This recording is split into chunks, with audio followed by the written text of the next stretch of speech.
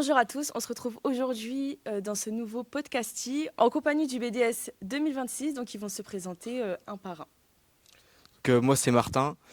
Je suis en première année et je vais me spécialiser en calcul de données massives. Et donc je suis trésorier du BDS mais aussi responsable de l'équipe de basket. Donc bonjour à tous, moi je m'appelle Joshua, pareil je suis en première année. L'année prochaine je vais me spécialiser en mathématiques appliquées. Au BDS je suis vice-président et un peu comme Martin je suis responsable de l'équipe de volley. Bonjour, moi c'est Ruben. J'occupe le poste de secrétaire général au BDS, donc j'organise la participation de l'école aux événements. Et je m'oriente aussi en mathématiques appliquées pour l'année prochaine. Bonjour, moi je suis Jules. Dans le BDS, je suis le président.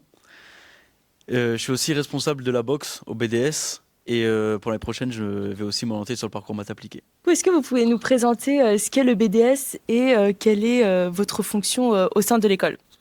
Bien sûr. Alors, au sein de l'école, le BDS, il sert à organiser toute la vie associative sportive auprès des étudiants. C'est-à-dire que c'est nous qui allons voir avec les élèves ce qu'ils veulent faire, quel sport ils aimeraient pratiquer. Et ensuite, on va leur donner accès à ce sport avec le soutien de l'administration, bien sûr. Ensuite, on va aussi permettre aux étudiants de participer à des compétitions sportives. Il y a plein de compétitions étudiantes inter-écoles qui sont organisées avec tous les étudiants de France. Et notre rôle, ça va être aussi donc de donner l'opportunité aux élèves de l'NCE de participer à ces compétitions.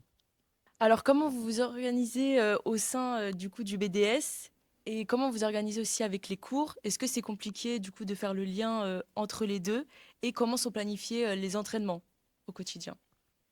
Bah ça, pour nous, ça a été un peu un challenge en début d'année, un nouveau défi. On ne savait pas trop comment s'y prendre, parce que le BDS était justement en restructuration.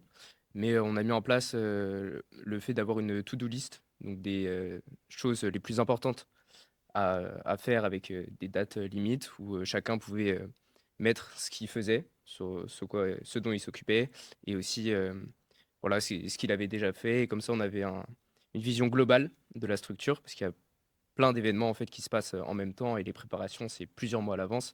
Donc, il faut être organisé. Et on faisait aussi des réunions quand on avait besoin, tous les mois, tous les 2 mois, ou avant les gros événements, pour voilà, parler un peu des enjeux du moment. Et un des principaux enjeux d'ailleurs a été la communication au sein de l'école pour justement mettre en valeur tout ce qu'on proposait. Et concernant les cours, euh, finalement ça a été. Euh, il a fallu être assez efficace, que ce soit sur les révisions des cours ou aussi pour les réunions BDS. En fait, ce qui est assez cool, c'est que comme on est une bande de potes, on peut, enfin, on se voit tous les midis, donc on peut parler du BDS le midi et puis après travailler l'après-midi, des choses comme ça. Et du coup sur la partie disons organisation des entraînements, en fait c'est relativement simple parce qu'on a des créneaux qui sont fixes. Disons que par exemple on a un créneau de volley le lundi soir, on a un autre créneau de foot le lundi soir, on a un créneau de basket le mardi soir, boxe le mercredi soir. En fait on a tout simplement des créneaux fixes chaque semaine, c'est hebdomadaire. Donc en fait pour l'organisation de ça c'est relativement simple au final. Pour rajouter un truc, il y a aussi les matchs le jeudi après-midi, parce qu'on a l'équipe de basket, de volley et de foot qui sont inscrits au championnat universitaire. Un jeudi après-midi sur deux, il y a un match de basket, volley, foot. Et donc ça, par contre, c'est pas forcément à Évry. Il va falloir souvent aller dans les écoles adverses, donc sur le plateau de Saclay ou à Paris. Comment se passent les partenaires au niveau du BDS? Est-ce que chaque asso a son partenaire? Comment ça se passe? Est-ce que les personnes viennent à vous ou est-ce que c'est vous qui démarchez les entreprises? Alors, pour l'instant, le BDS en lui-même n'a pas de sponsor en tant que marque. Mais puisque l'échelle de la structure, elle a beaucoup augmenté cette année, on reçoit des offres de partenariat qui permettent, par exemple, d'avoir des réductions sur certains produits avec certaines marques. Sinon, individuellement, pour les compétitions sportives, le BDS va rechercher des sponsors qui serviront à financer ces compétitions et à permettre l'accès aux étudiants à ces compétitions.